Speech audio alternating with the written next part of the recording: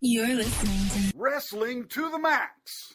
Alert. Clear all channels. This is an exclusive Pay-per-view review. How you like that?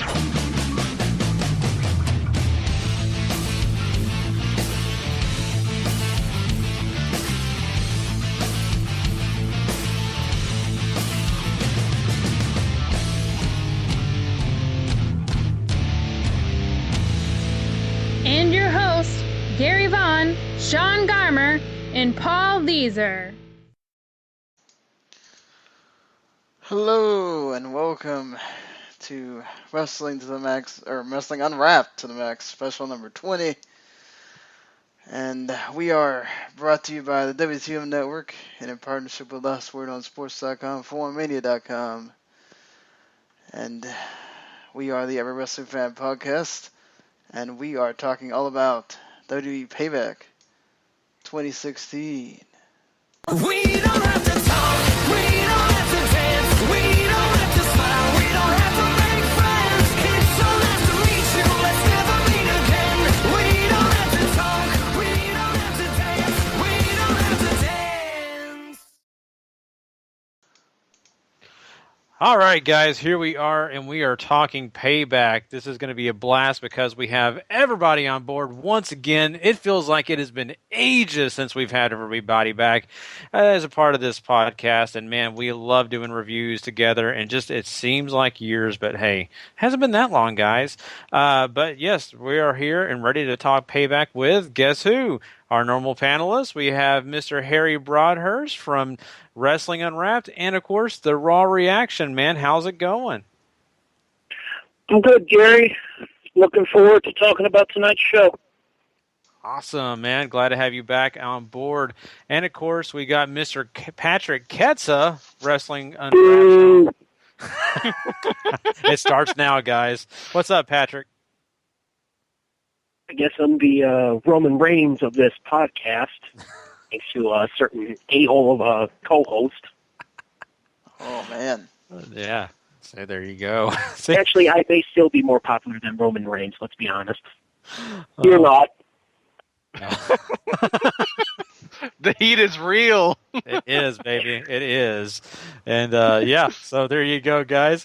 And, of course, Patrick, you know, he's in Chicago. He's still, you know, hearing those boos, I'm sure, and Roman Reigns, you know, so. Yeah, I think who got more I'm boos, Roger Goodell or the or Roman Reigns? Oh, Roger Goodell. Yeah, definitely. Roger Goodell. That man might be the most hated man in America. Here's my question up there. Here's my question, Ketza. How is it that the show is in your city and you didn't know until like 4 days ago? Shut up. Ketza's the real MVP. Well, see, here's the thing is that I kind of forgot about that because I was focusing on Global Wars, you know, the ROH and New Japan being even closer to my home next Sunday. Oh. Can't blame you for that. Mm-hmm. And I get Phoenix versus Pentagon Jr. on Friday night right across the street from my house. So shove it. Yeah, so to quote Napoleon Dynamite, lucky. You know. Exactly. Anyway, we'll move past that, though. I also want to make sure that we introduce the other guys that are part of this show. Mr. Paul Leeser from Wrestling to the Max. Man, what's going on? Not a bunch, guys. Looking forward to this. And, of course, one of the best producers in the business, the guy that makes this thing run, Mr. Sean Garmer. What's going on? Well, after that introduction, I think I need to just not talk. Yeah, that's going to end up in your opening clip package tomorrow. Well, Gary's the one that does the clip package, so he would have to, do that himself. There you go. Yeah, don't worry. I'm always promoting you, Sean. We'll, get you up there. I'm marking out for you right now. But anyway, guys, and I, of course, your host, Gary Vaughn, and I am here to rock and roll and talk some Payback with these guys. It is Wrestling to the Max Unwrapped, and or Wrestling Unwrapped. How do we say it? I don't even know. Wrestling Unwrapped to the max. See, we always get it mixed up. We need to put this, and let me preface this whole podcast before. We are going to make an intro just for this show, so none of us have to worry about it. We get this right every time.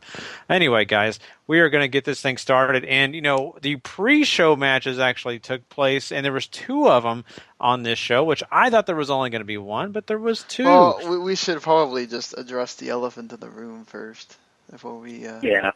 Okay, well, if you guys want to start this thing off by talking about the first match of the night and what's going on with Enzo Amore, we can do that because it is a big deal, and you're seeing it all over the net. In fact, we saw Kevin Owens tweet out a picture of himself and, of course, Enzo in the hospital and all that good stuff. I love that Enzo and Cass are already seemingly arguing about something.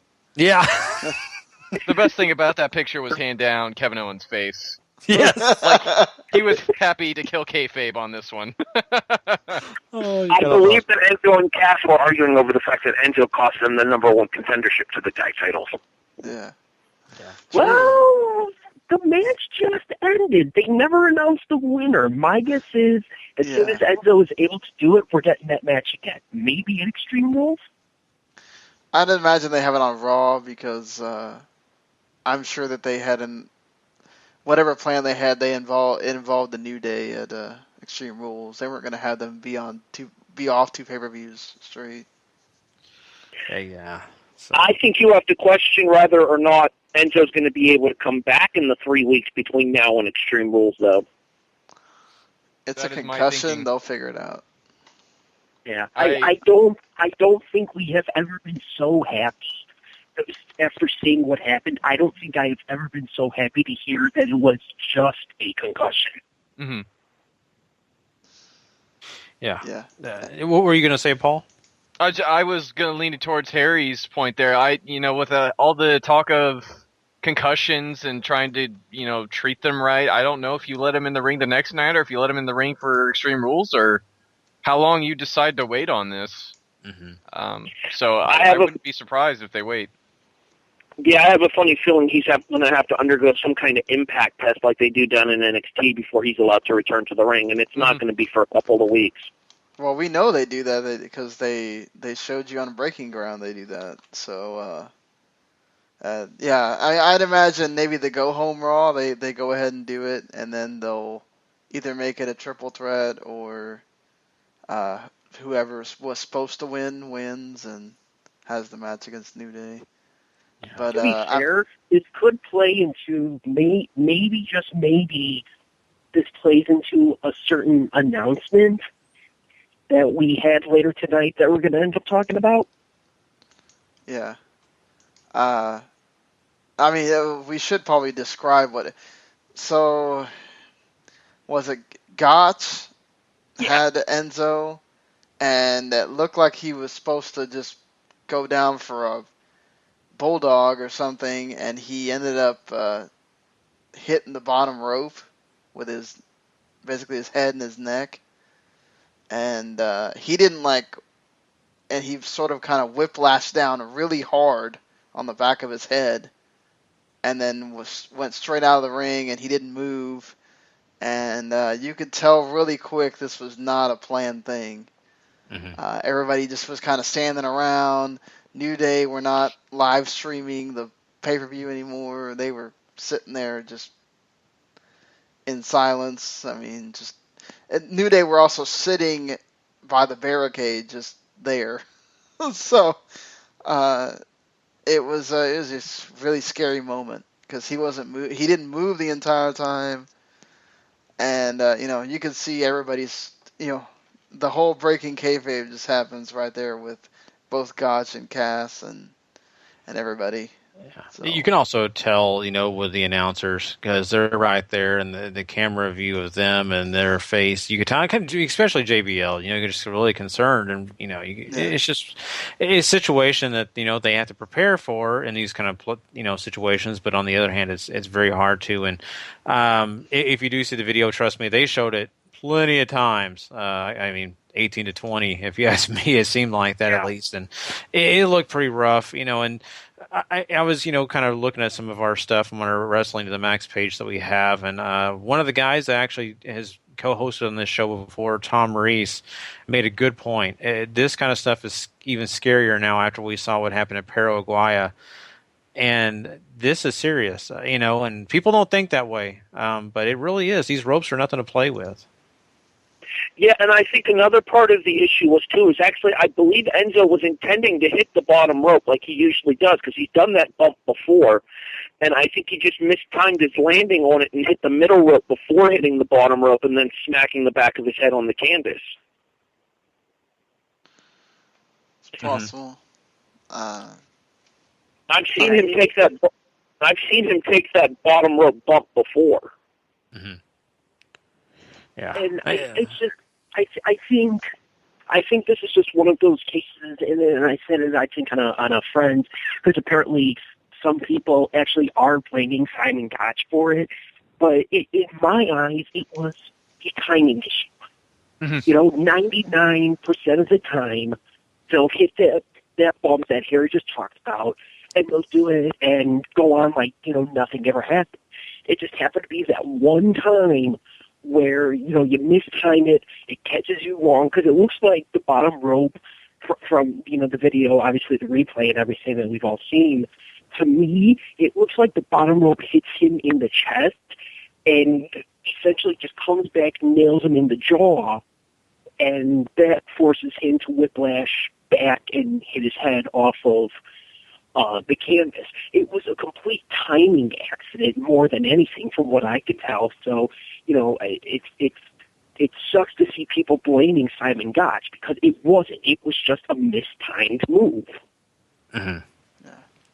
Yeah, I totally agree. And, this is a sucky situation simply because it was not a bad match leading up to it. It was actually pretty entertaining, and I was enjoying it. And then this happened, and, just kind of messed things up. But, I hoped that, the best for Enzo. And I think, seeing that he's, kind of it looks like he's lucid in that Twitter picture a little bit. I'm sure he's going to have some trouble for the next week, if not longer, depending on the severity. We have no idea the severity of the concussion.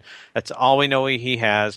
I'm glad that we heard also that all the other tests that they kind of ran were negative. That's a very big positive, because trust me, that could have been a serious situation when it came to his neck and maybe some other parts, because he went limp, and you never know what's going to happen at that point. So just best wishes to Enzo, and hopefully he's back sooner than later. And we'll probably see, if he's not back, Enzo and Kaz will be put off and let the Vaudevillains maybe go against New Day. We'll see. I'm looking forward to that.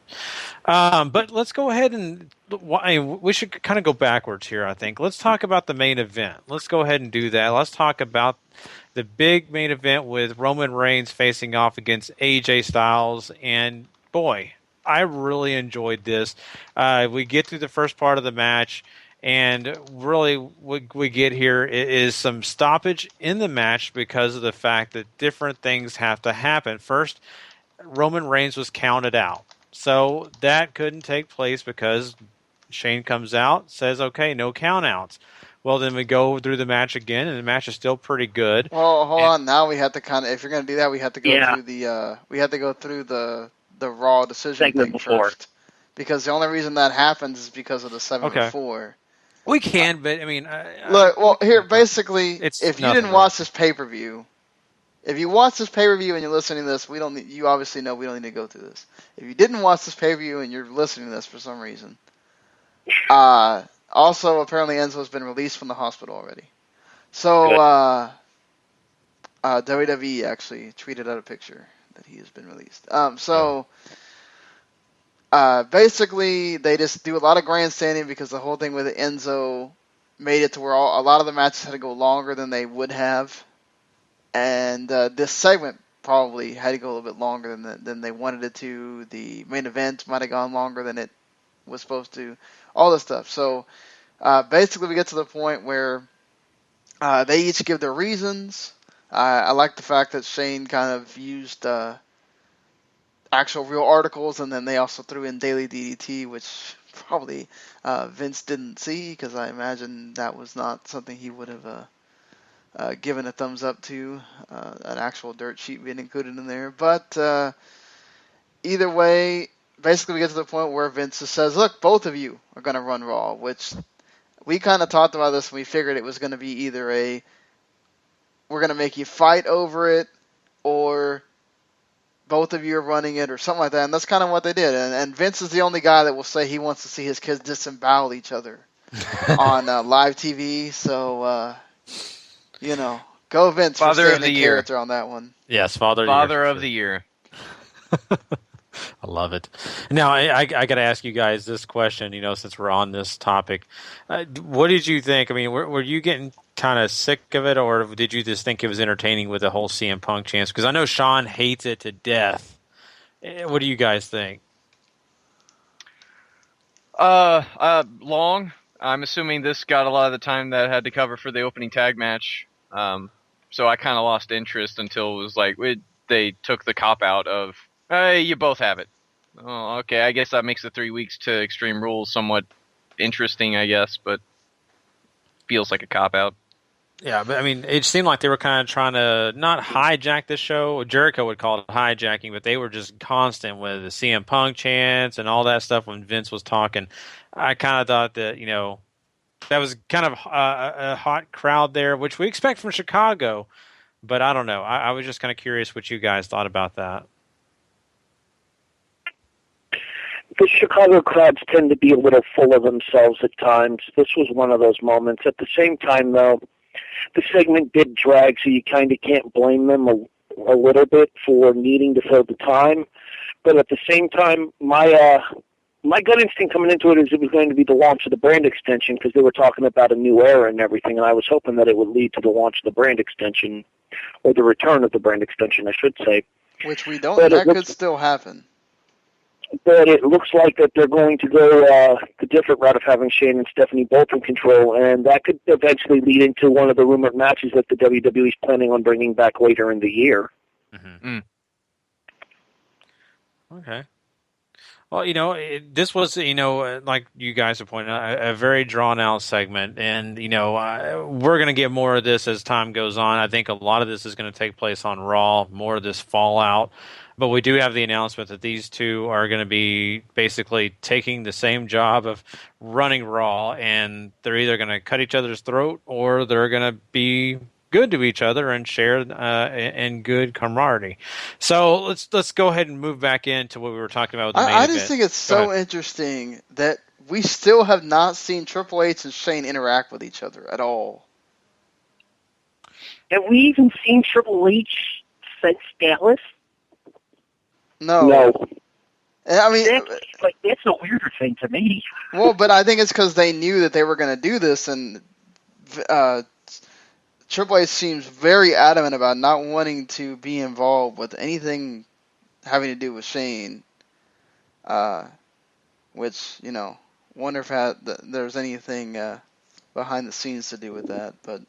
Probably. Well, if you believe the rumors, the original thought was that Triple H didn't feel like anybody would respond for Shane's return in the first place, and then Shane comes out and gets the loudest pop of the year. Mm-hmm. Well, you can't ever outdo Triple H, so that's his thought process. There's also the political thing of, Mm-hmm. why is Shane really there? Why is he back? All that, just. You have to wonder at some point he's gonna become he's gonna be there to help Stephanie or whatever. I mean, eventually will this, even though it's kind of being the storyline right now, but do you guys think eventually this will become a legitimate sibling rivalry of Shane versus Stephanie and Triple H? Maybe. I think most of it's worked for the cameras. Mm-hmm. I think maybe there's part of Triple H that doesn't feel like Shane should be back around, seeing as he did kind of leave the company back in 07 or 08 or whatever it was. I think it was 08. But at the same time, Shane is a McMahon, and it is his family's legacy that runs the WWE.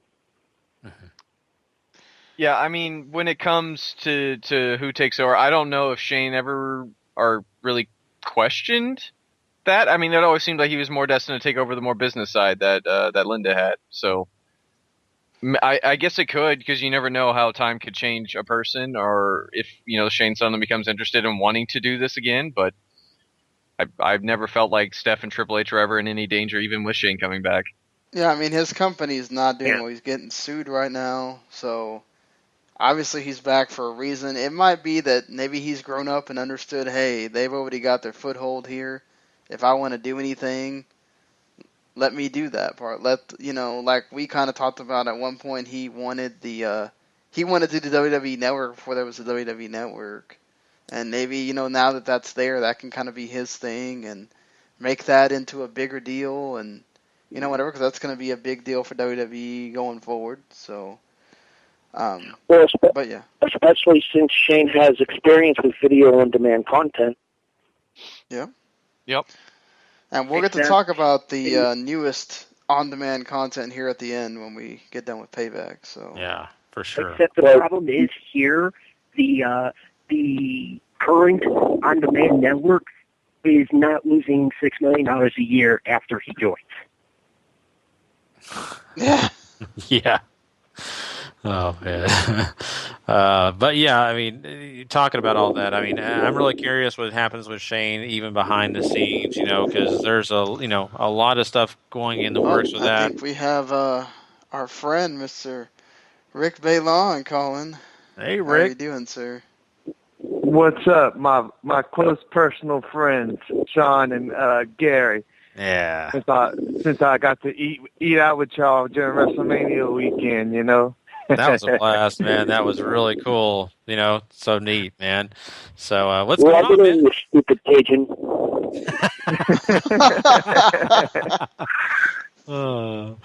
So, man, what's going on, Rick? Man, what'd you think about the show?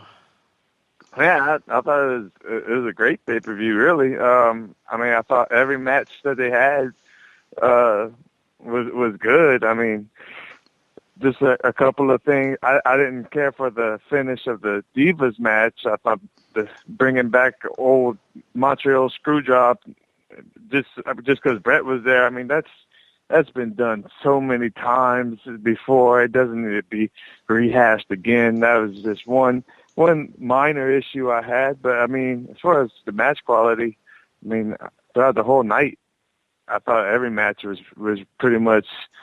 They were there, man. They did a great job. Unfortunate for that tag match, what happened with Enzo. I heard y'all talk about that earlier. But other than that, I thought it was a great pay-per-view. Yeah, and we were just discussing the whole decision made by Vince with Stephanie and Shane. What were some of your thoughts on that decision? That's pretty much what I had expected. I wasn't expecting a brand split. I don't think there's enough healthy wrestlers available to actually do a brand split right now, unless they bring up NXT and use that as one of the other brands. But yeah, I kind of expected that, and I mean, to be honest, I'm not really against it. Really, I think it could make for some pretty entertaining TV.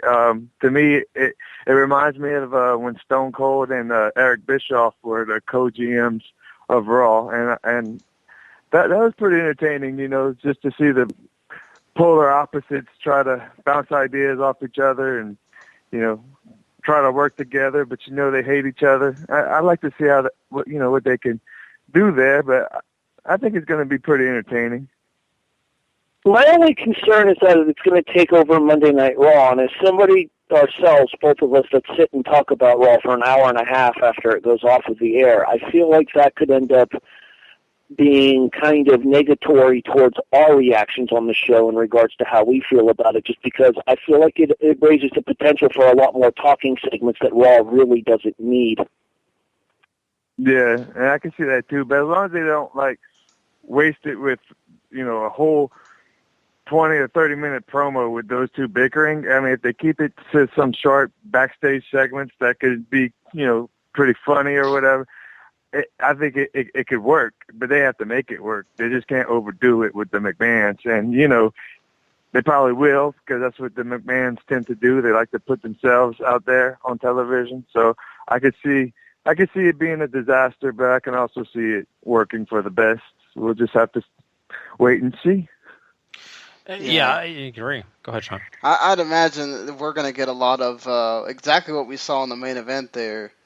A lot of them one-upping each other.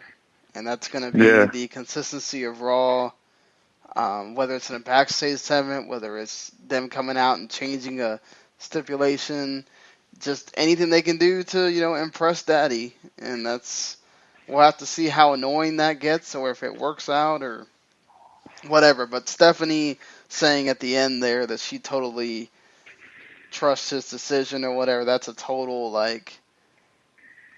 bullshit, there's something behind that kind of thing. It's just, it's either going to turn out good or it's going to turn out bad. We'll have to see when the ratings come out and all that. The problem that I foresee in the immediate future, given the fact that we only have 3 weeks until the next pay-per-view, and it's usually a stipulation-filled pay-per-view, what you guys just explained, and you hope you don't get a lot of talking segments, you're going to get a lot of talking segments over the next 3 weeks, at least, of them trying to one-up each other by adding, stipulations to every match, plus making the matches. We're going to have a lot of talking segments for these next 3 Raw. Maybe they Raw and SmackDown, but I don't think that's going to happen. We're going to have a lot of talking for the next 3 weeks. Yeah, I'm kind of with Patrick on this one. What I think is going to end up happening is one of them will make a match, and then the other one will one-up them by adding the stipulation to it for Extreme Rules. It's either going to be that, or the bickering's going to get out of hand very quickly, and all the talking segments they do up to 3 weeks, and we get a blow-off at Extreme Rules. Yeah. Mm-hmm. I think there you saved the blow-off for SummerSlam. I can't believe I just said those words. Yeah, I don't know if... I have zero faith in the WWE's patience to wait out a few these days, so I'm not surprised at all if they're going to start I think it pulling all their stuff. depends on the ratings. If the ratings are good, they'll keep it running until they start moving down. If they keep trending down, then who the hell knows what they're going to do if they bring back Triple H or... Because not only that, I could immediately see a 6-man Money in the Bank ladder match, and each of them named 3 participants. Well, yeah. So this is going to extend past Extreme Rules. I can easily see it extend past Extreme Rules. It seems like we're either building the Shane versus Triple H, or somebody Shane chooses against Triple H for SummerSlam. Yeah, so this will be interesting. It really will be. Rick, I got to ask you, man, what was the match that you thought was the best on this whole card? Oh, man. The main event was really good, especially with the 2 restarts. But Sami Zayn versus Kevin Owens was an awesome match, man. That was probably the best match on the card. That was so fun to watch. I mean, AJ and Roman really surprised me in the main event. They did some wonderful things towards the end, but they couldn't compare to what Sami and Owens pulled out, man. That was just great. What was the worst match that you think you saw tonight? Man, like I said, I think every match was good. I would have to say the Divas match. I didn't like the booking on the end, and they did some good mat, especially Natty. She did some good mat-based wrestling, which is what I'm a big fan of. And but I hated that Chicago screw job. Mm-hmm. I get you. And I want to ask you real quick. Who's your MVP? And kind of give me a rating for this whole pay-per-view. What do you think it deserves on a scale of 1 to 10? Let's see. I'll give it a 9, and the MVP was Kevin Owens for putting on a great match with Sami, and then right after going up into the commentary booth, his commentary had me cracking up, man. He's so good at everything. He's like the new CM Punk, that he could do everything. He could talk on the mic. He can wrestle in the ring. I mean, Kevin Owens was awesome tonight. Yeah. Gary? Mm-hmm. Go ahead, man. I'm pretty sure that was gimmick infringement. It is, but you know what? He's on your show, so he's a co-host, so it's okay. See, Rick, you got to give me some leeway here, guys. If it was somebody else, Harry's just jealous because he wanted to be the one to do it. I know. Let's do it tomorrow, okay? Harry gets plenty of time. Rick. I'm losing my spot, man. No, you're not losing at all. Not your dog spot, not a liver spot, your spot. Exactly. He forgets. He doesn't want to mention the fact that we also talk about Raw for about an hour after the show ends too. So. Yeah, so there you go, man. But anything else you want to mention about the show or anything else, Rick? Man, I think I got everything. Well, you know what? I'll say this. Were y'all at all surprised that we didn't see a debut or by anybody? Because there was rumors about Balor and rumors about Rollins. I was waiting for somebody to come out, and I got to say, I was surprised that they pretty much kept it AJ versus Reigns. I mean, they had their cronies out there, but no new no debuting or returning superstars came out. Rick, do you remember on the reaction when I closed my prediction for that match with, I think at this point the bigger swerve would be to not swerve at this point? Yeah. Yeah. That was my opinion. That was my opinion in a nutshell right there with what happened tonight. It's also, I think, they're still building this, so you have to, if that's even going to come into play at all, we don't know if Vince is going to pay attention to NXT or not, if he's not going to come till June or July or whatever, or if he's going to come earlier, but they've done a really good job of actually keeping this sort of interesting of, is there somebody else involved with Gallows and Anderson? Are they gonna turn on AJ? Is there, So I think being able to do that for another 3 weeks or whatever is probably good for them at this point. If they blow their load all at Payback, then there's nothing else to do.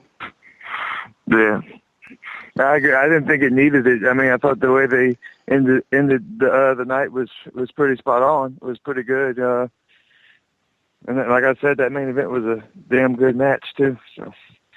Yeah, man, it was. And yeah, I just want to thank you, man, for calling in and giving us your thoughts, Rick. And I just have to say, I never get a chance to be on the Raw Reaction, but I do want to just say this, man. It was a pleasure for Sean and I to meet you and your family. That was a lot of fun WrestleMania weekend, and hope it's not the last time. I'd love to go do it again, man. So maybe we'll catch up the next time we're all in the same location again, so... well, I'm working on that Orlando trip. I'm trying to put the little birdie in my wife's ear, trying to get her to agree to go to Orlando next year. But we're working on it. Over here. Yeah. See, you were in my neck of the woods, and next year you'll be in Sean's neck of the woods. So yeah. I'm still trying to get into Gary's ear to make sure he comes too. Yeah, I'm trying, man. I've got another vacation that I've got to take, and that was for my wife. So. And me too.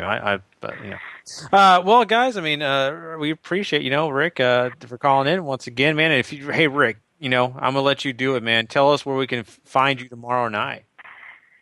Man, tomorrow night you can tune in to me, Harry, and Tony, and hopefully our producer will be in the house too.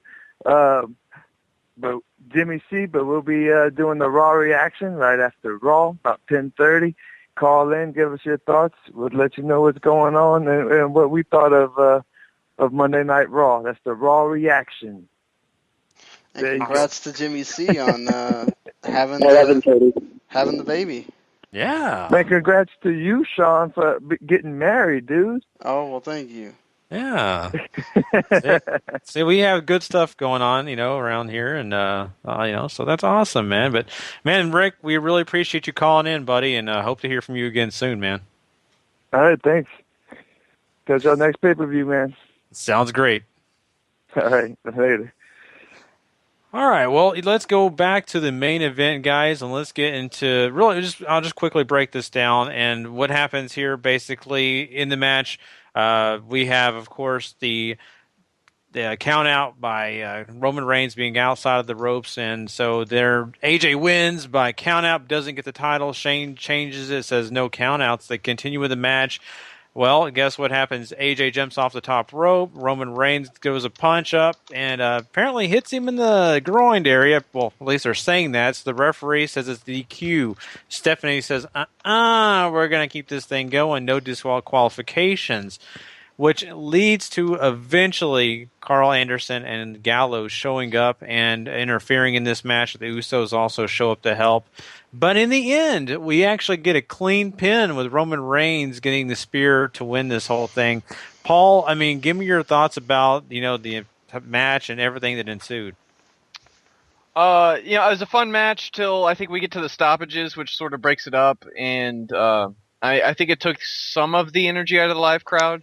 But they certainly do a great job of getting it back, especially, Anderson and Gallows and the Usos runs-ins and them just sort of throwing caution to the wind after that.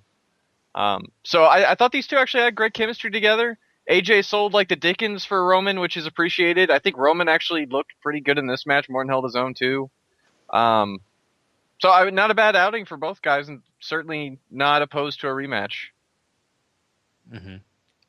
I mean, looking at this, I agree. And Harry, usually we don't like run-ins and things like that because it just kind of makes things a little muddy and monotonous. Were you okay with all that taking place? Well, given the fact that the entire story building up to this match tonight was predicated on the fact that these guys were going to get involved tonight, I don't think you can be upset about it. Yeah. That being said, as far as the match goes, the only real issue that I have is the fact that they didn't really address the fact that Reigns used Styles as a weapon on both Anderson and Gallows and as well as his own cousins. That would have been a perfect time for a one versus all moment from the announcers to say that it really doesn't matter what Reigns has to do to keep his championship, even if it means out taking members of his own family. Well, he didn't mean to. They're just standing there. So they just couldn't get out of the way fast enough. I don't think that was an intentional thing. Yeah. It would be even cooler from a character perspective if it was. They're not going to do it. They don't care about that stuff. It's just I'm just telling you, they don't. So, they obviously don't. The only reason they let Roman do some of the stuff here is because he kind of had to, because it's what you're telling in the story. But, if they cared, they would have never shown the spot with the Make-A-Wish kid on Monday. But they're still trying to push what they want, And so, to me, it's hard to... They're just basically having, okay, when you're having matches, Roman, do whatever. It's not going to matter because you're still going to have the little kids chanting for you, and that's all we care about at this point. All the adults are not going to chant for you, and that doesn't matter. So, yeah. The match was really good, though. These two, at first, I thought, okay, these guys are going to have... This is not going to be that great. We're always going to have some issues. But what does it say about Triple H that he's supposed to be this ring general and you have that boring-ass match at WrestleMania, yet these two get in here with and without the overbooking, and they have a pretty damn good match. And then especially once you have the overbooking involved, it got even better. So at least from a match quality perspective. The false finishes were really good and well done. So, I'm gonna go back. I'm gonna go back to our episode of Wrestling Unwrapped where we did WrestleMania 32, Sean, and I'm gonna once again disagree with you. I don't think the Roman Reigns Triple H match at Mania was bad. It was just a little slow paced for most people. All right, that's fine. You were also not sitting in that crowd bored to death, so. Yeah, sorry, Harry, but I'm with Sean, and we were bored as hell. It's okay, rubbing it again. Oh. I was too busy laughing at all the boos, to be honest. Yeah. True that. For me, honestly, my biggest issue, and it's kind of a stupid thing, but is the Phenomenal Forum supposed to be a finisher? Mm-hmm. Great question. It shouldn't be. I don't think the WWE knows at this point.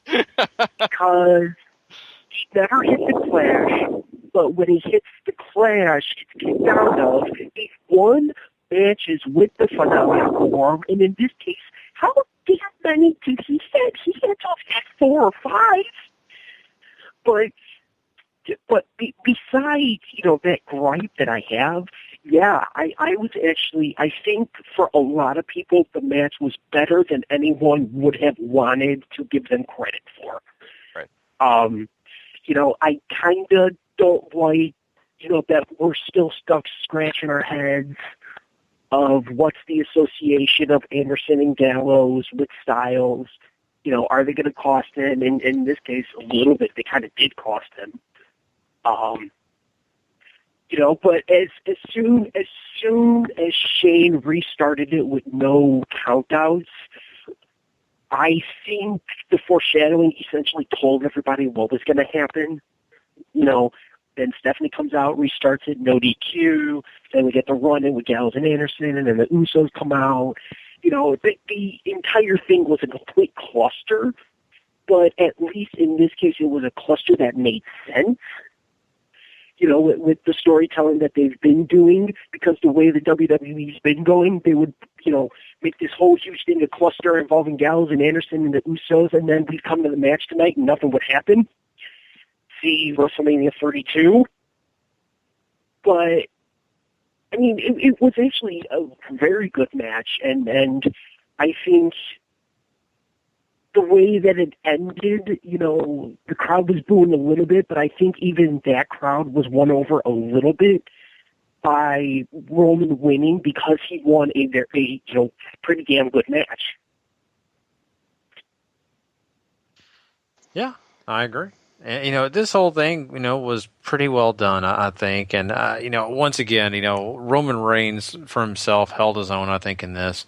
And I was kind of concerned coming to this that, AJ was going to carry him all the way, and it didn't happen. I personally feel like Roman Reigns did his own part here.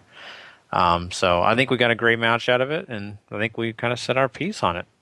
Let's move on to the... Go ahead. Can I just get one more comment in? Sure, go. And it's my one rude comment for tonight. I noticed AJ was holding his badge after the match. I wonder if he got hurt from having to carry Reigns. Heyo. Oh, there you Zing. go. Yeah. We need that sound effect, Sean. You're fired. But let's move on to the next match. Let's go ahead and talk about Charlotte versus Natalya for the Women's Championship. And, this one was a decent one. But, I'm just really curious. I know we've already heard some kind of negative thoughts towards it. Maybe the worst match of the night. I really got to know from you, Harry, though. What did you feel about it? What did you think about the ending? And, especially since the fact that Charlotte leaves the champion still, and we get the post-match stuff, of course, with Ric Flair and Natalya. Natalya and, of course, Bret Hart get to do the sharpshooter. Well, I called the double sharpshooter on the reaction, so that part didn't surprise me. Did not care for the call-out to Montreal in the finish, but at the same time, did appreciate the fact that the referee for it was Little Nate. As far as the match itself goes, I actually thought these two had a very strong match against each other tonight, and it just goes to show now that the women's division isn't immune to the booking stupidity that affects the rest of the roster anymore. Mm-hmm. Sean, you watched this. What was your opinions? What did you kind of feel about it?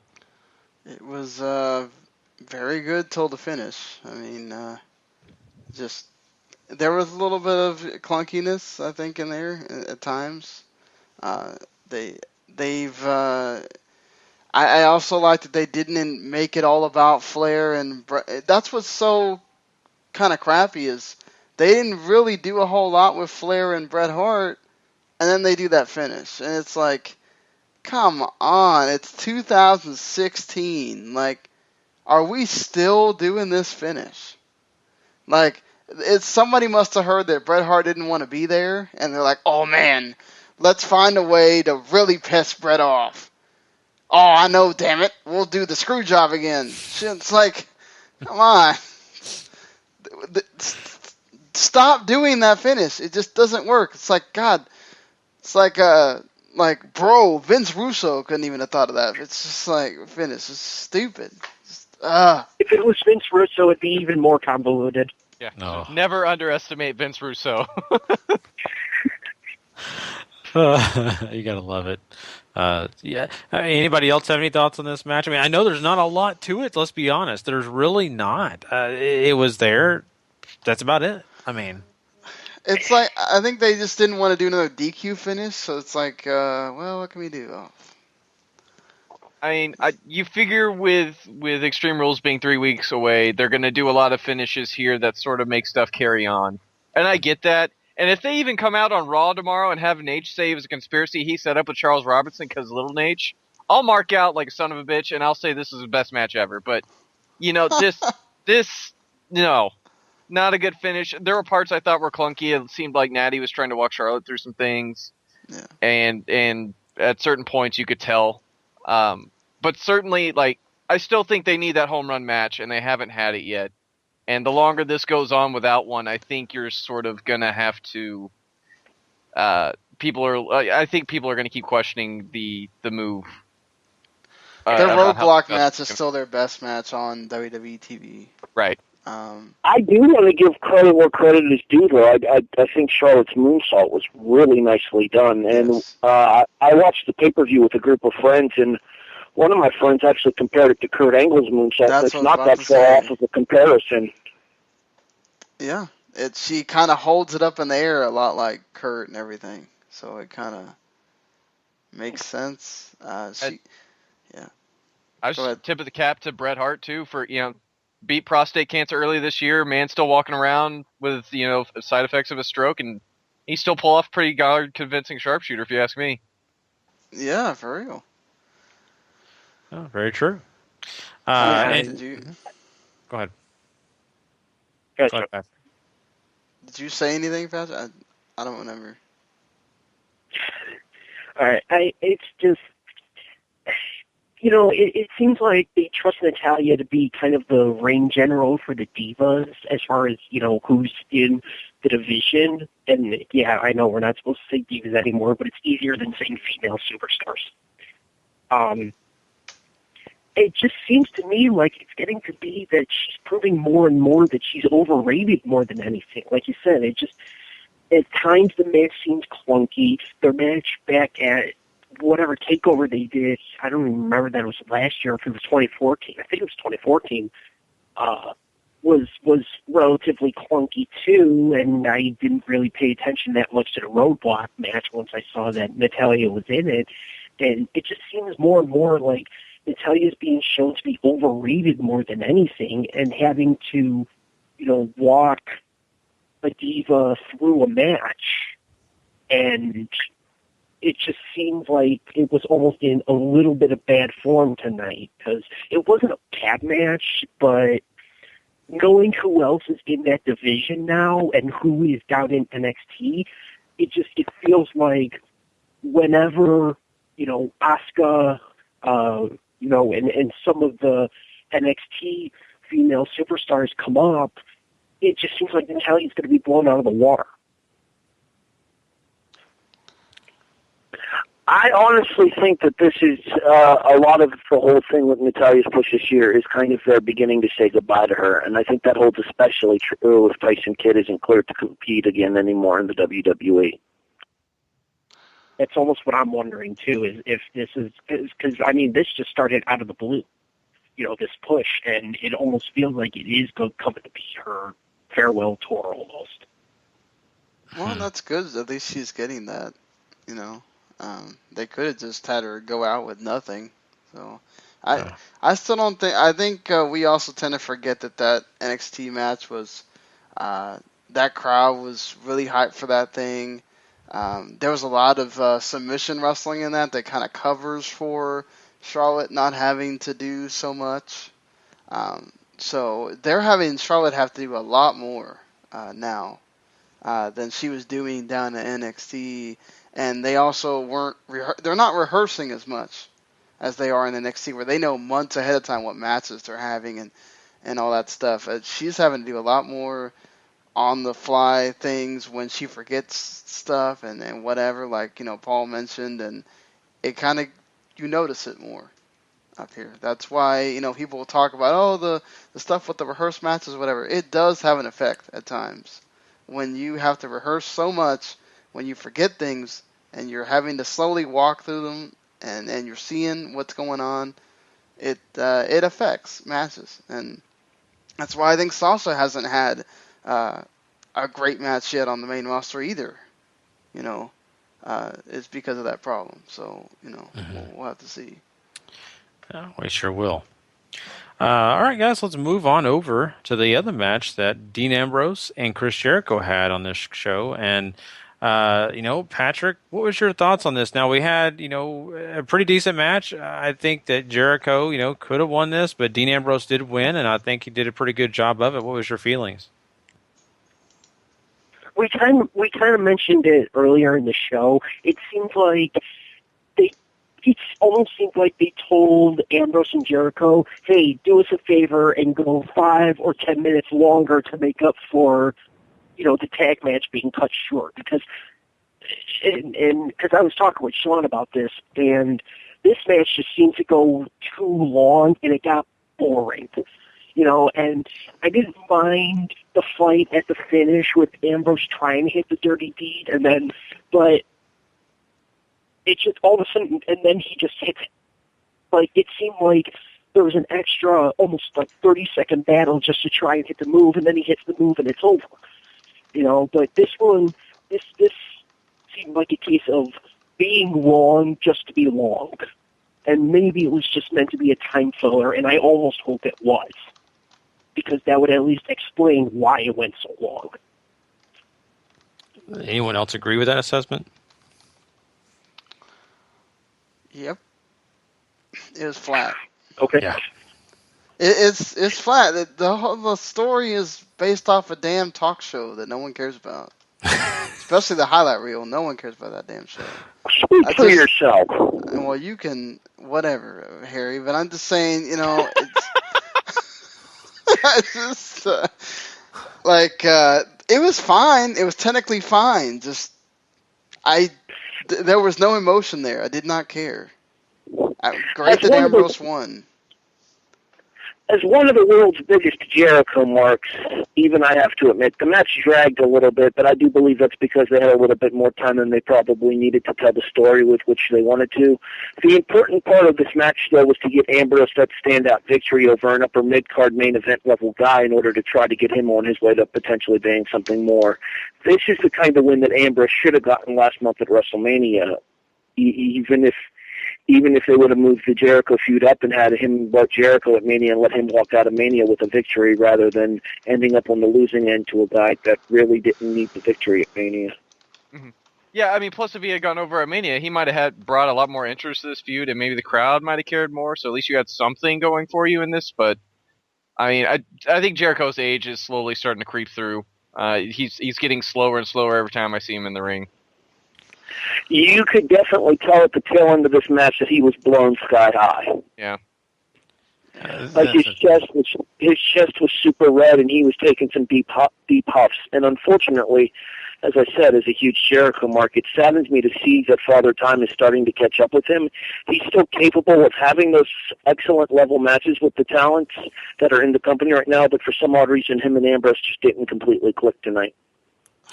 Yeah. It's a class of styles with those guys too, It's just doesn't Vince know how old Jericho is at this point? Like, they could have made something else go long. I just felt bad for the guy. Like, conserve him instead of making him burn himself out. Yeah. I question how much longer Jericho's around for this run as well. That's my question too, and I'm one of the biggest Chris Jericho fans as well, Harry. I really am. I think he may be my favorite if I had to choose a favorite. And I honestly want to see him go take that next break. I really do, and it's sad to say that because I love having him around. But man, I've not really been a fan of his work as of late with anybody. I don't know. It hasn't been there this time around. It just hasn't. And as cool as that jacket was at WrestleMania, besides that, I have just not been that entertained by everything he's done. It's been okay. But, I'm with you. I wonder that same question. Is this the finality until he goes and rocks out for maybe 6 months and comes back? I wonder that question. Do you guys have any opinions on it? You think he's going to be around for a little bit longer? Maybe. Yeah. I mean, the cue whenever he's getting ready to leave is when he loses 12 matches in a row. So if he's about to go on a losing streak, then Jericho's getting ready to go back on the road. I think he's around till SummerSlam at least. I was just about to say I'm right there, right around SummerSlam, and honestly, I don't think he comes back this time. Ooh, that's prediction right there. He's done after this run. If for, obviously nothing set in stone. If this were his final run, I would actually hope that he would go to SummerSlam if SummerSlam was going to be it. Mm-hmm. Yeah, I think we can agree on that for sure. Well, let's talk about another match, and let's talk about the Miz versus Cesaro for the Intercontinental title. And, of course, you had Maurice beside Miz in this one, so, of course, you got a little bit of interference here and there. But I thought this was a pretty decent match. I really, thought it was kind of fun at points. I thought they, did their normal shtick, but at the same time was very entertaining. The Miz does win here. He finds a way to, pull one off. The only, thing I'm going to argue with, and I'm really curious what you guys have to say, was I didn't like the fact that we had to kind of have Cesaro get distracted and, go get Kevin Owens and Sami Zayn. He didn't have to do that. He could have just stayed on the submission, but he decided to do it just to knock guys off to the ringside. Didn't make a lot of sense to me, but it is what it is. Miz gets the schoolboy pin. There you go. 1, 2, 3. Still Intercontinental Champion. What do you think about this, Sean? This was good. Surprisingly good sometimes at times because some people don't like Miz at all, and I always like to say Miz is that underrated worker that we hate on his character. We sometimes hate on the fact that he's kind of just there at times, but with Maurice there, he's really kind of rejuvenated. And her kind of getting involved at times helped. She didn't overdo it.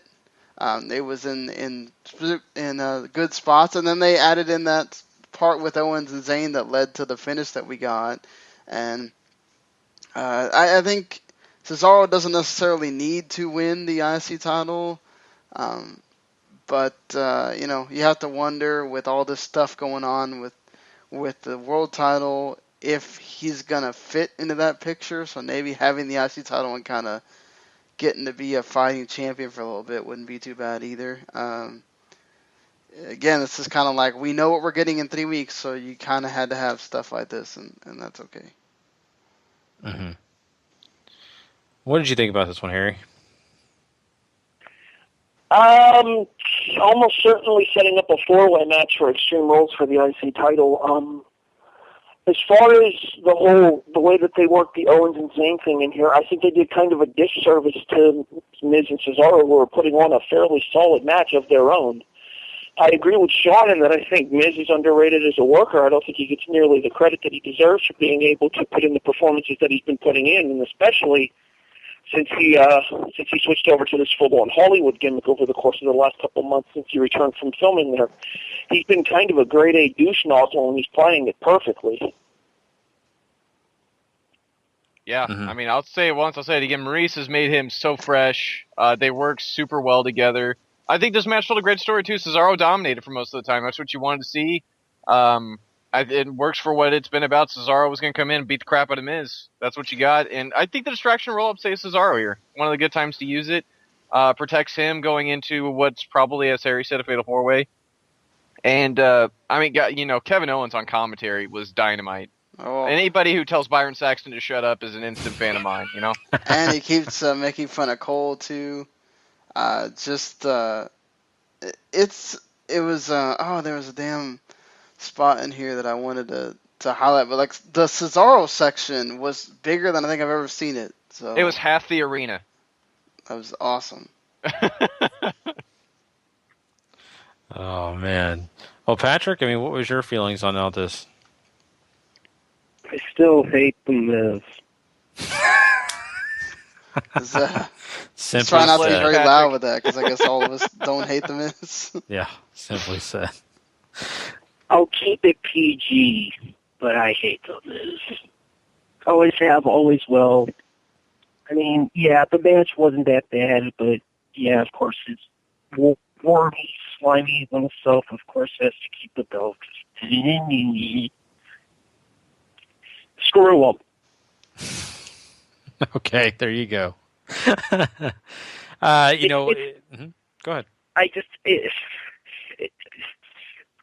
look at the four people that are probably going to be involved in this: Sami Zayn, Kevin Owens, Cesaro, and The Miz. And who has the damn belt? The Miz. To me, one of these things is not like the other, but part of that is the crowd still somewhat getting to know Kevin Owens and Sami Zayn. Cesaro's just coming back from injury, and I understand that. But to this day, I still don't see the appeal in The Miz at all. You guys find him underrated. I find him to just be crap. Well, I think we can meet in the middle here. I really do. And that middle is the Miz section. So I think we're all entertained by the Miz section. Am I wrong on that, guys? Or I mean, I just think you're hard pressed to find a better chicken shit heel in the last 10 years than The Miz. Mm-hmm. It would be good if the chicken shit heel actually could wrestle. Honestly, I think you're hating on the guy. I don't think decent you're enough. There giving are worse wrestlers. I've seen worse in my day than The Miz. Yeah. And he's improved a lot, because he used to be really, really bad. So has Charlotte. That doesn't mean anything. I've seen worse than Charlotte, too, man. There's a chick running around with red hair right now. I don't know if you've heard. Yeah. There's like 3 chicks running around with red hair. But I know what you mean. Okay, technically Becky's is orange. Yeah. Well, Sasha, No, if the you're putting credit Becky in that was conversation, you need to get off this podcast. So. Hey, to be fair, at least he threw Becky into that conversation and not Asuka. Well, No. you'd all be fired at that point. So. Yeah. Anyway, yes, I hate The Miz. Screw him, and I hate that he has belt. Moving on. Okay. But we all love the Miz section. Okay, let's go ahead and No. Who cannot trust? I mean, if you're saying you hate the Miz section, I don't know about you, man. I like that Miz section. Oh, I know. Yeah. So anyway, let's go ahead and move over and kind of talk about, which I probably should have done this one first, but I wanted to kind of save this one for a little bit later. Let's talk about Kevin Owens and Sami Zayn. Now, they go at it. This was an excellent match. I mean, it was great. How could you not expect that with the history these guys have?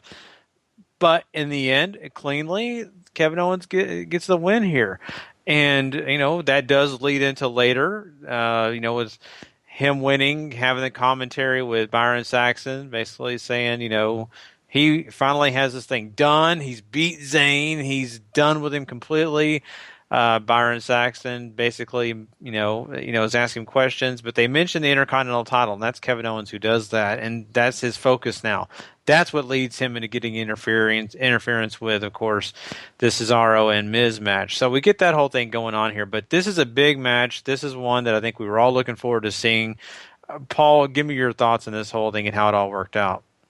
I think this is another match that worked the story going into it extremely well, and that's about hatred. Owens starts off mocking Sammy. Sammy goes right in for the punches, and we get the big punching spree back to back, and away they go, busting out everything but the kitchen sink, in my opinion. This is a surefire match of the year candidate. These guys absolutely knocked it out of the ballpark. And special credit to them, too, for coming back after Enzo getting hurt and pulling the crowd back into the show. That's a big tip of the cap to them as well. Shauna, what did you think? This was the best match on the entire show. We know what these guys can do. It's a treat to finally get to see it in WWE. And they, nailed it. I mean, there was a pace that just never stopped.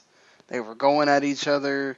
It's constantly, good stuff. There was times where, Owens was really laying it in there on Zayn, and It all worked great, and then I know Harry didn't like it, but I really liked them coming back out during the IC title thing and just really punctuating the fact that just I can't stand you, dude. I can't stand. I could watch these guys fight for a year, and I don't think it'd ever get boring. So we're going to do the Fight Forever chant again. It's appropriate with them. Yeah. All right, allow me to clarify. Because I was okay with Zayn attacking Owens at the announce table during the IC title match. I didn't care for the fact that they were used so prominently in the finish. Oh, that was going to happen. Got to work him into that feud, man. Mm-hmm. Especially because I think they need the belt more than the other two do. Yeah. Yeah, that is true. I agree with that point. Patrick, I mean, watching this, I mean, this has been a huge feud for a long time, and they've done their best work with the video packages and all that. I mean, did you think this was a pretty good payoff for, what we were expecting coming into this? No, because this wasn't a payoff. This was probably the prologue of this book. And I'll sum it up in 3 words and get the explicit warning label ready. 3 words. Fuck Jim Cornette. Forever saying that these two could...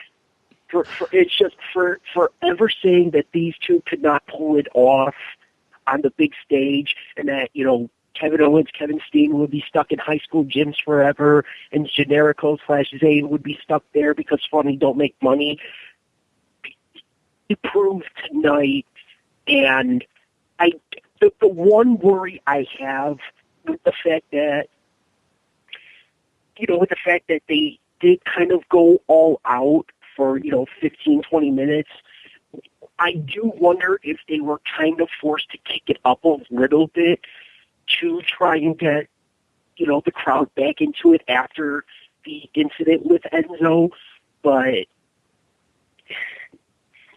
I'm always reminded of that saying from Kevin Steen. I think you and I are destined to do this forever, and they've pretty much proved it. And yeah, the Fight Forever chant would be appropriate here because they will do this forever. Mm-hmm. This was just the first chapter, and I'm wondering, what's going to happen in the future when we get Zayn and Owens for the gold. Whatever gold it may be. If it's the IC title, so be it. If for whatever reason it's for the world title, so be it. But what's going to happen when they're given a bigger stage? Like a WrestleMania or like a SummerSlam. And, I think they know what they can do, and they prove what 14 years of working together can do when you trust your partner enough. Yeah, and I totally agree, and I think the word payoff probably should never be used, I guess, with these guys, because you're right. They probably will fight forever. I mean, Harry, you just keep getting great stuff out of this feud. I mean, I don't know how they can end it, but, I'm enjoying every bit of it. Yeah, I agree with Patrick when he says that this is more of a prologue to their WWE feud than a payoff. That being said, my only concern about this match is maybe they gave away a little bit too much in the first time encounter, and that there should have been a little bit left in the stable for further matches down the line, because I'm sure they're going to come. I do think that part of the reason they went out there and won his balls to the wall was they did it because of what happened with Enzo in the opener, and they wanted to get the crowd back into the show, but they did so at the risk of some of the eventual storytelling that they could have told in their own feud as well. Mm-hmm. Very much so, and I'll be honest with you guys. I really wish, Mauro Ranallo was on call during a match like this. It would have made it even better. It was already great, but man, it would have made it really great. Yeah, especially with Cole calling the Blue Thunder Bomb whenever he clearly did a Michinoku driver. Hats off to Cole on that one. Drove me nuts. And then he called it, the original Blue Thunder Bomb or something later to cover his ass? Yes, what Patrick said. Yeah. And Rich Brennan was the guy that was fired, so, yeah. I Anyway. will say I immediately messaged Sean about that when I went and rewatched that. I immediately messaged Sean. Did he just call the Chinook driver a Blue Thunder Bomb and then call the Blue Thunder Bomb a classic Blue Thunder Bomb? Yeah. Idiot. God bless you, Cole. You're so dumb. Now he's special. Cut him a break. He could have talked to his broadcast colleague for the evening, Funaki, to figure out what the hell that move was. Yeah. That would have been great. Gotta love it, guys. Well, that's all the matches that were on the main card here. We did have some pre-show matches that take place, so we probably should kind of run down these two matches really quickly. We had Kalisto face off against Ryback, and that was for the U.S. title, and I didn't know exactly what we were going to get out of this, to be honest with you. I thought it could be a short match. I wasn't really sure. But what we did find out was that Kalisto once again overcomes the Ryback and does win here. Do you guys have any thoughts, opinions on this match? That belt is wonderful. I honestly think that this is probably the second best match on the show, and the reason I say that is, for some odd reason, these two have really good chemistry against each other, and the WrestleMania blip aside, because of the fact that there were so few people watching the match at that point there, when they had a crowd focused with their attention towards them, Ryback and Kalisto delivered again tonight. I really enjoyed it. I don't think there was ever a chance of Ryback taking the U.S. title just based on some of the comments that he's made and everything there, but all that being said, he made for a very interesting opponent for Kalisto, and I'm going to be curious to see who the next in line is, especially now that the LON is dissolved and Kalisto has a couple of new challengers ready-made. Just please don't beat W again. Not again, especially not with that stupid finisher he has. I don't want to see Kalisto dangling on the rope waiting for Del Rio to double stomp him.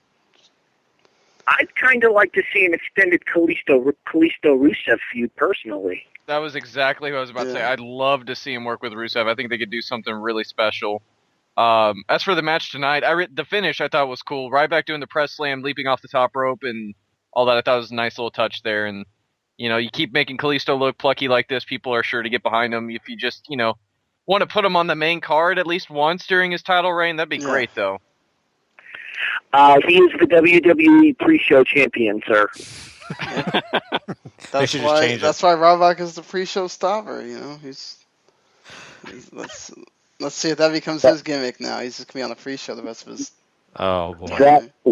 That weight belt was glorious, and you know it. I mean, just Kalisto. I think he certainly has that potential to be something for them if they pay attention to him.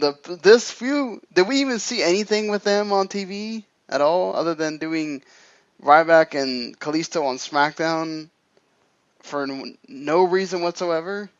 I mean, just they were on SmackDown just to set up this rematch.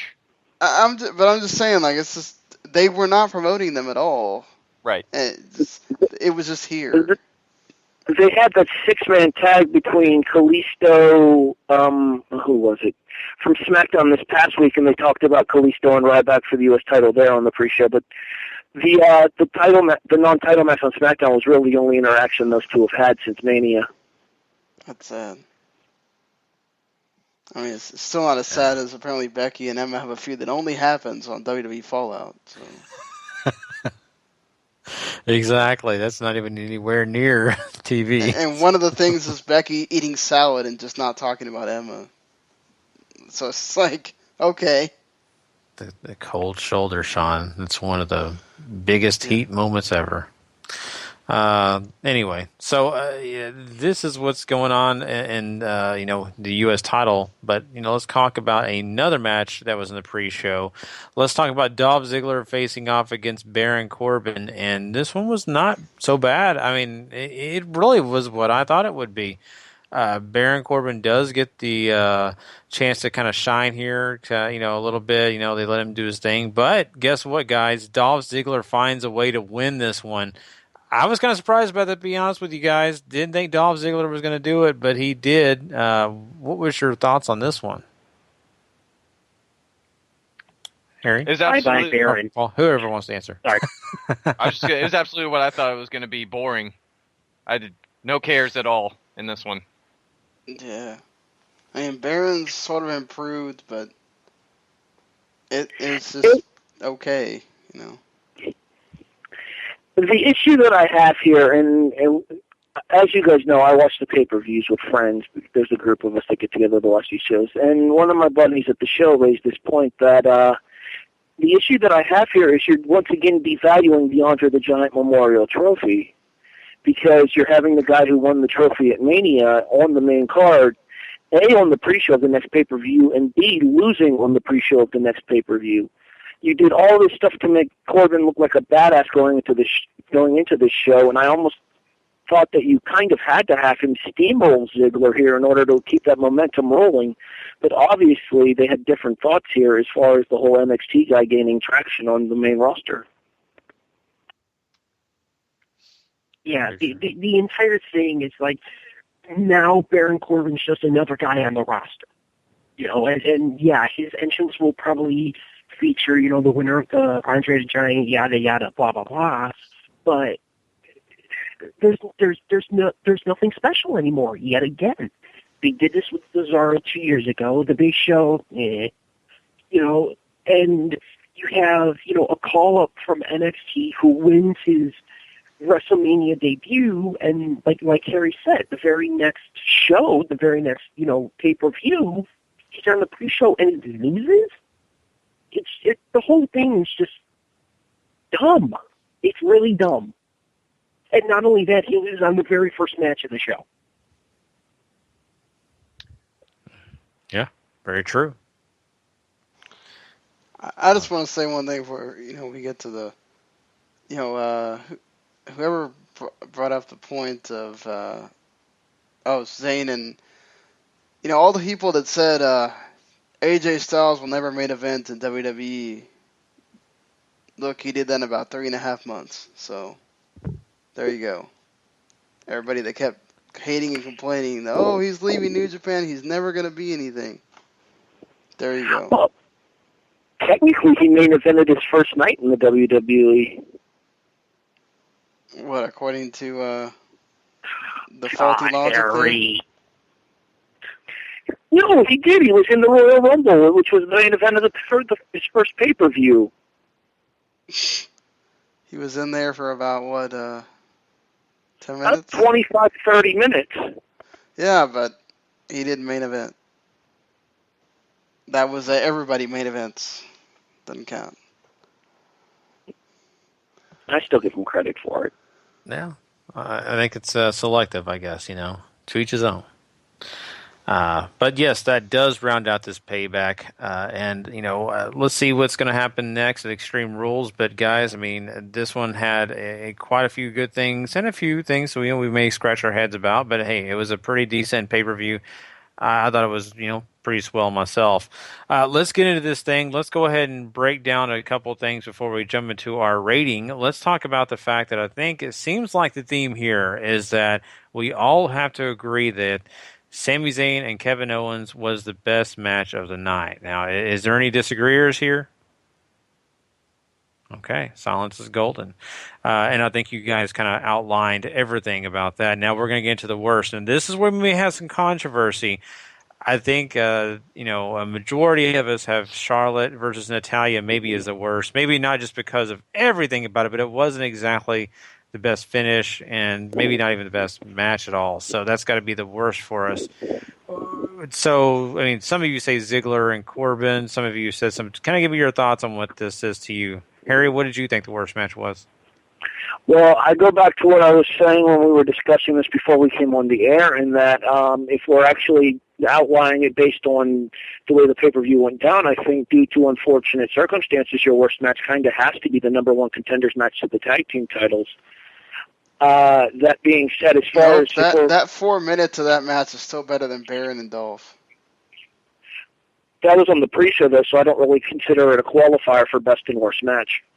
But that being said, if I were to pick from the main show what the worst match was on the main show, and it physically pains me to do this, I would argue that Ambrose and Jericho was probably was probably a step below Charlotte and Natalya. Fair enough.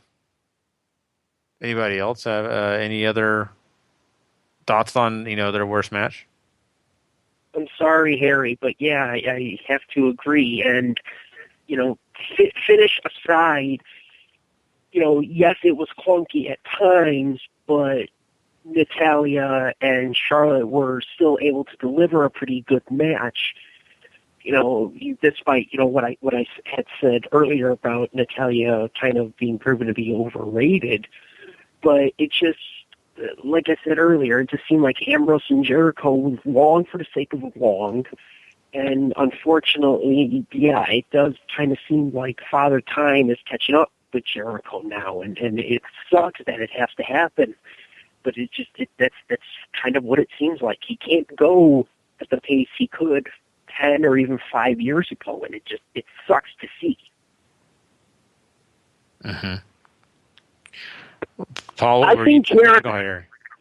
I was just going to say, I think Jericho is good in 10 to 15-minute bursts. You put him in the ring for over 15 minutes, and especially almost 20 like it was tonight, you're going to see him starting to show the signs of his age. That's a very fair point. I still think it's Corbin and Dolph, even if I always thought we counted pre-show, so Corbin and Dolph for me, super boring. I had zero cares going in the match. Not like I had a lot going into Dean and Jericho, but I like those guys a lot more. So okay, so let's count it. Let's count it as the pre-show matter. So Paul's vote is for Corbin and Ziggler. Harry, so yours is Corbin and Ziggler as well, or Dean and does Dean still count? If we're counting the pre-show, then it's Corbin Ziggler. But if we're not counting the pre-show, it's Ambrose Jericho. All right, Patrick, what's your vote? Same thing. If we count the pre-show, then yeah, Corbin and Ziggler. If not, Jericho and Ambrose. Yeah, and I would have to agree with you guys, Sean. I mean, are you in with this game? Yep. All right, so I think that's including all the matches. Yeah, it's just I think with these newer WWE, ever since the network and they made the pre-show a thing that has been a standard, and you have a match on it, that's part of the card. You can play around and say it's part of the pre-show, whatever. It's part of the card. The crowd sees it. We see it. It's not a dark match. It's on there. Yeah, I agree. And my whole point with the Charlotte and Natalya thing was the fact that that's not the best they can do with this division. The women's division's better than that, and you got what you got. But I just know it's better than that. So. Okay, well, let's round us out to our MVP and ratings, guys. So each of us is going to take a turn and kind of give our thoughts on who deserves to be the MVP of Payback, and, of course, our rating between the scale of 1 to 10. Sean, we'll start with you. What did you think? I gave it an 8. I think, aside from Jericho and Ambrose, all the other matches that you felt were going to be big things delivered. You had a Kalisto and Ryback match that gave you a lot more than you had thought previously, so that's another plus. They set up things for Extreme Rules. Roman and AJ wound up being better than I thought it was going to be, even with the overbooking and all that. And it provides intrigue now for Raw the next night. I think that's what you wanted to do. The finish for Charlotte and Natalya and Jericho Ambrose being what it was, and I can't go higher than that. But damn, that's still a very good pay-per-view. Patrick? As far as the MVP goes, I don't know. I think we were kind of close to unanimous with that too, being Kevin Owens. Just for being able to essentially deliver a 20-minute promo after, the match that he had with Sami Zayn. So phenomenal job there. In terms of the show itself, I'm not going to give it an 8. I will give it a 7, though, for much the same reasons that Sean said.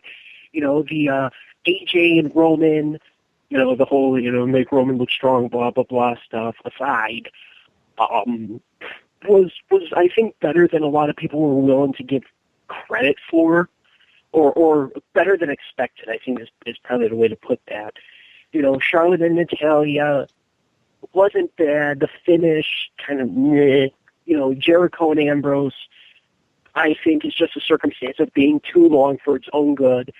But the bright spots here of the Zayn and Owens being continued, the intrigue of what's going to happen on Raw, plus in kind of a weird moment, I actually found it really weird that we had the main event for Extreme Rules announced immediately after tonight's main event was done. I found that weird, but I didn't find it bad, because as we just saw, AJ and Roman can deliver and have great chemistry. Zayn and Owens having an amazing match and being able to pull the crowd out of a really crappy situation with what had happened in the previous match. I won't go as good as Shawn, but yeah, I'm easily going to give this a 7. Harry? I'm going to split the difference and say 7.5. I really don't feel the need to expand upon the thoughts that I've already given as far as the whys, though, because if you listen to me throughout the show, you can tell the general theme is good matches with some screwy finishes, and when it comes to the in-ring work being above par, I tend to be a little more generous on the rating scale. Reigns and Styles was better than it really had any right to be. Zayn and Owens was every bit as good as most of us thought it was going to be.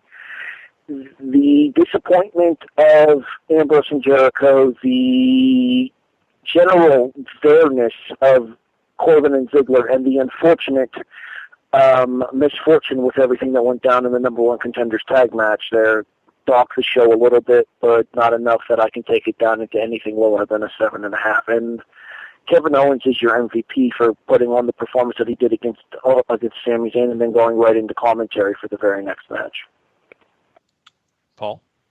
Wow, copy-paste Harry stuff here, because that's pretty much exactly my thoughts. Rating 7.5, MVP Kevin Owens, reasons, everything Harry just said. You guys are hitting it on the head. You really are. I was right in between 7 and 8 as well. I really was. I was battling myself because I thought it was better than average, but at the same point, nothing that really just hit a home run with me completely. We had 2 really great matches that were pretty solid all the way around on this card. We've all talked about it ad nauseum. But, for the most part, we did have some things that, usually kind of get in the way and kind of keep it down in the scale. So good stuff all the way around. And Kevin Owens is the complete unanimous MVP. And so I'm glad to say that. He did a great job, and, it continues to grow with us. So this is exciting, guys.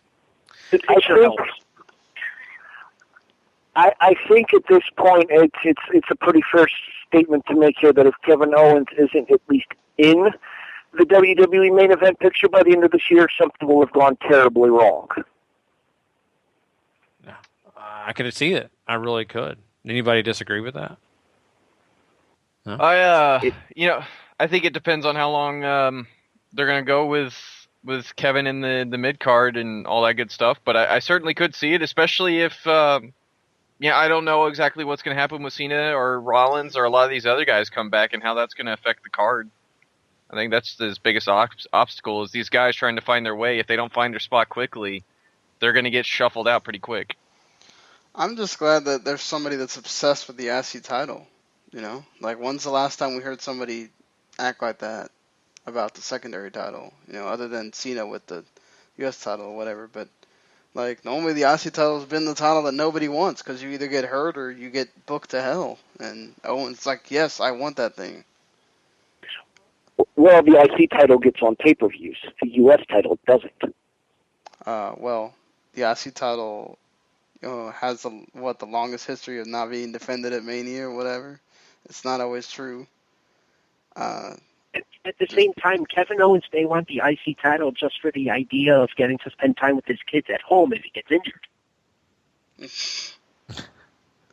Let's not hope he gets injured, because then there goes a really interesting part of the show. Unlike Wade Barrett, it didn't matter if he got injured, he was boring. So, Yeah. You know. There you go.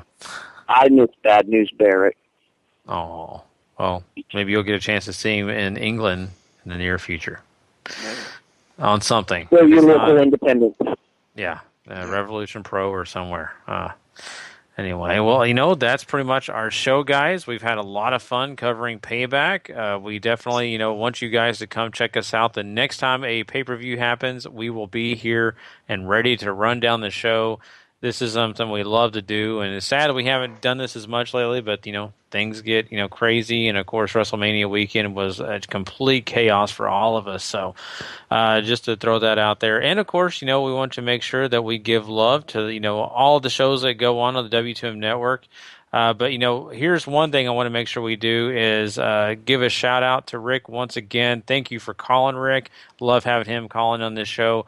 And Harry, you can do it. Tell us exactly where we can hear Rick, you, and of course Tony Acero talk once again.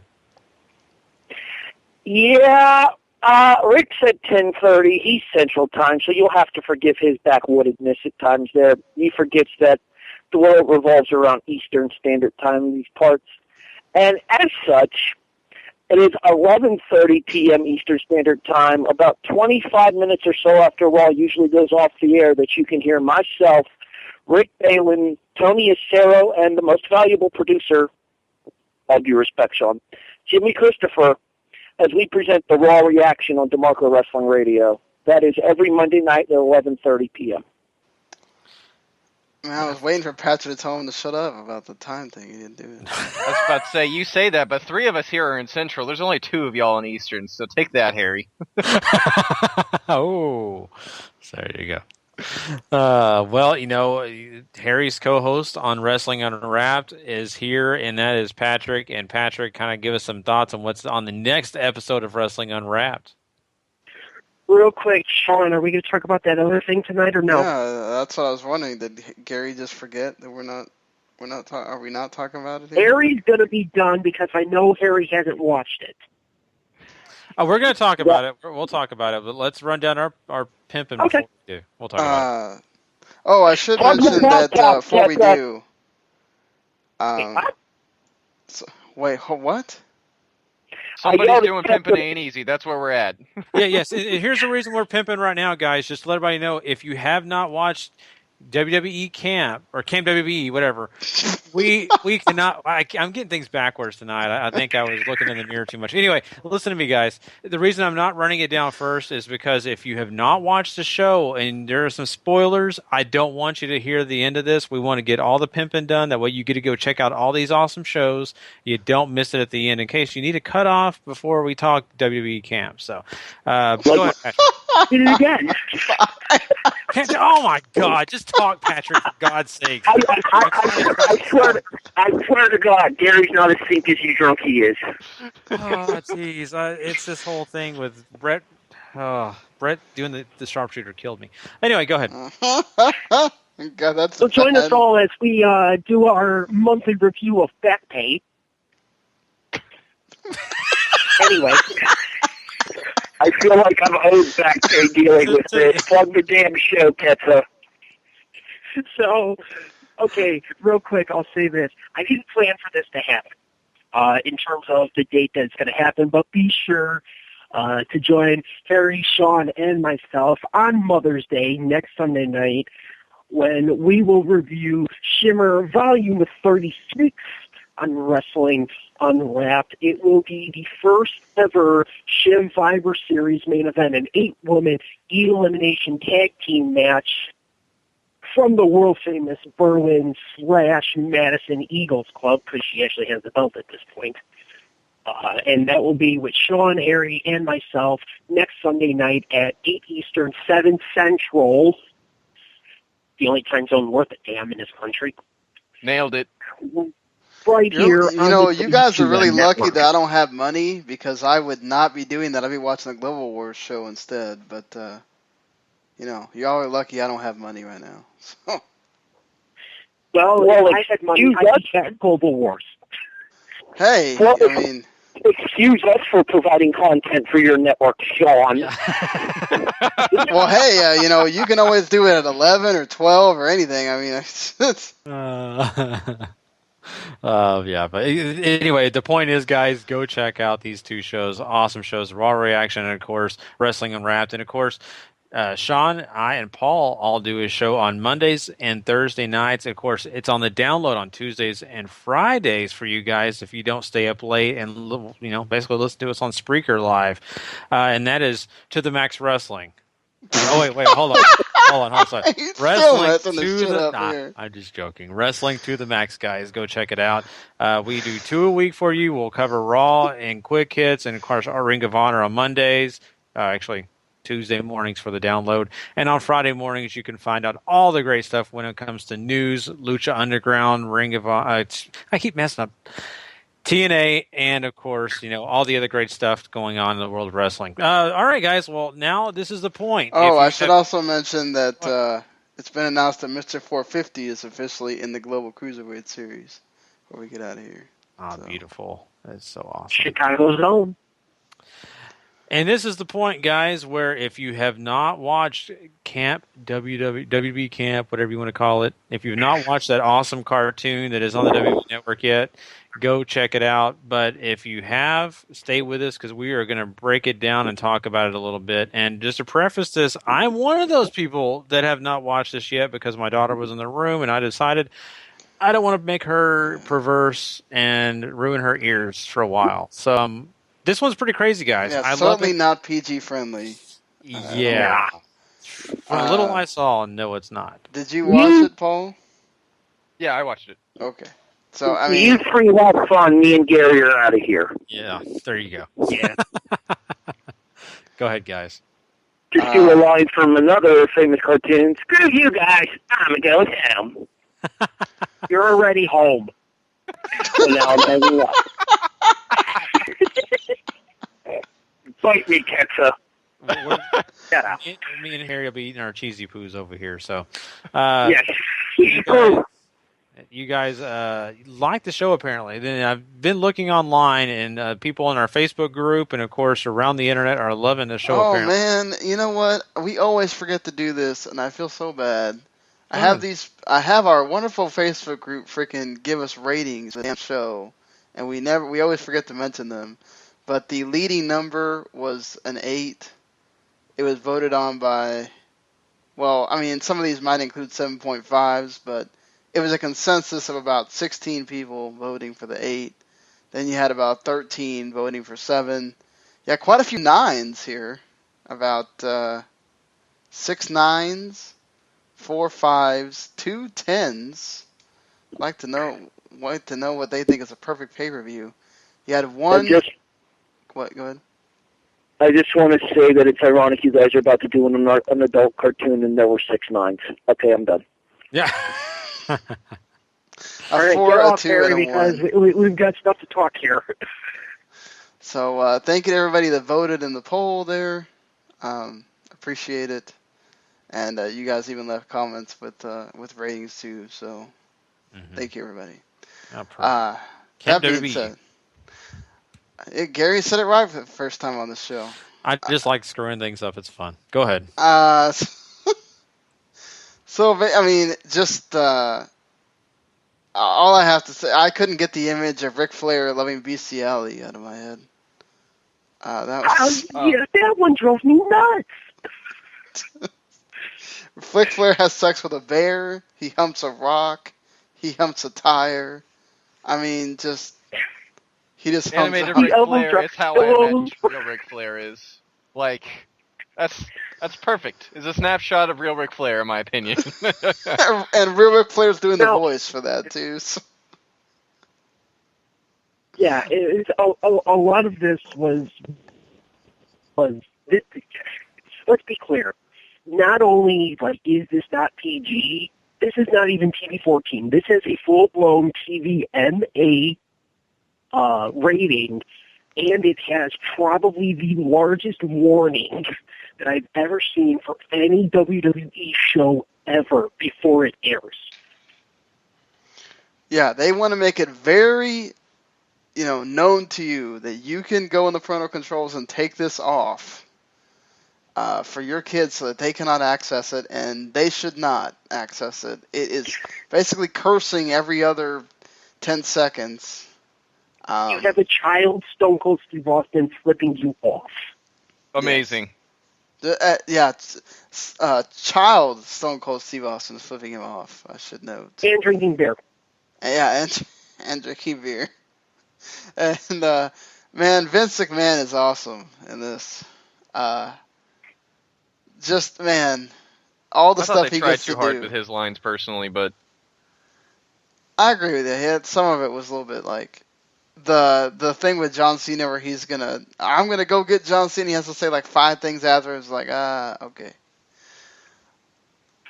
I will say this, in the very beginning, like when he's talking to Rick while Rick's like doing the laundry or something, it legitimately, and I mean this, it legitimately sounds like Flair is smashed. It sounds like he's slurring his words like he is smashed. And I'm not kidding. Well, they did all this digitally, so they didn't have them come in the studio or whatever, so he could have been. Yes, they did. No, they had them all do it digital. They didn't come in the studio for the actual wrestlers or whatever. It was only the actors. I don't know. I'm guessing you didn't watch the making of Camp WWE. Well, he says they did it all digitally, whatever. They showed footage of Slaughter and Flair and Vince and Triple H all being in the studio recording their lines. All of them. I don't know. He said they did it through a Skype thing or whatever. I guess they might have done it part of it one way, part of the other way. Yeah. Whatever. Maybe because I saw very clear video footage and they pointed it out that they actually legitimately recorded their lines. Mm-hmm. It was only them. No, I don't think, of course, Stone Cold and all those other kids are not the same people. You're right. Yeah, you do have those 4 people for sure doing it on the studio. Yeah, Slaughter he didn't have the biggest part in this. Just the awkward part where he's just chugging on the juice because he doesn't have anything to do. It's great. Yeah, that was so weird. But I think the star of this show in this case is Ric Flair. Yes. And Vince. And Vince, John I could Cena, take or leave it parts. John Cena being a pussy, just Even in TVMA, John Cena is still the all-American good guy. Yeah. Yeah. This drives you nuts. Oh man. Oh, and I love the Vince gets hurt and he's like, "Oh, it was at work. I was trying to teach you this." Yeah. You're gonna die, kayfabe, damn it. But I mean, yeah, this was they've got me hooked on this one. I'm excited to see what's gonna happen with this one. But jeez, and just hearing Vince McMahon swear, like legitimately swear. Yeah, I mean, he says pretty much almost everyone in the book there, and he. I just like they have Triple H really get made fun of in here. I mean, it's. Get your hands off me. Yes, master. Like, it's Stephanie and the where he has to tell her that I never had any kids. Well, Daddy, the beach house, that was a house. I still don't acknowledge that I have kids. I mean, go ahead. Seth Green's comedy definitely shows through with this because he is one of the executive producers. I think he gets like second top billing in the producers. His comedy definitely shows through in this, and it kind of does seem to stem a little bit from South Park, but it's less crude jokes and more just a lot of verbal jokes. I did like that there was like a sweet story there too. Like it's just Vince is also sort of homesick, so he didn't want the rest of the kids to be that way, so he hid their care packages from them. And then, of course, it has to be John Cena that makes it to where he relents everything. So While Vince engulfs Camp WWE in Hell in a Cell. Yeah. That watch is how I imagine he books shows. He's got the Slaughter one to just save everything. Just When things go wrong, call Slaughter.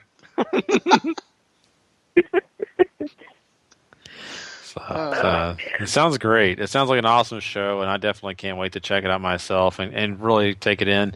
Of course, we on our podcast on W2M talked about how much the Edge and Christian show got better and better, and I think this one will probably be even better and better as it goes on. And of course, one thing, in these camp movies, camp TV shows, I don't care what they do, they've always have a rival camp, and so it makes you wonder if Camp ECW or Camp WCW shows up. Maybe Goldberg and friends show up. You never know. And maybe Camp TNA will make an appearance. Oh yeah, there you go. Ran Good by God. Oh boy. Could you imagine Dixie on there? I just want to see Eric Young as a kid. So anyway, He'd still sound like a grown man. Voice. Yeah, he still sounds like a girl. Yeah. I love that so much. And where's Booker T? He should be on this show for sure. I don't know where he's at. So. I watched the episode of Edge and Christian and him and Edge finally get to do the Japanese shampoo commercial. Yes. Booker T and the most stereotypical afro. Maybe Booker T can be R-Truth's dad. Yeah, he could. I'm just waiting for Quadruple H to show up. I think that's what everyone's waiting for. That's great stuff, guys. So, but that is Camp WWE. We are looking forward to more great stuff coming out of that, and of course, that rounds out our show for the night, guys. We've had a blast. This has been a lot of fun, and I hope you guys have enjoyed it. And of course, once again, if you want to come check us out, when Extreme Rules happens that night, hey, follow it up with some Wrestling Unwrapped to the max, guys, and we will be here for you after that show. So we will see you guys down the road. And just one last thing, always remember, if you're not living life to the max, not living life at all. You know it. Don't forget, you will see you tomorrow night. Yeah. Later. Oh.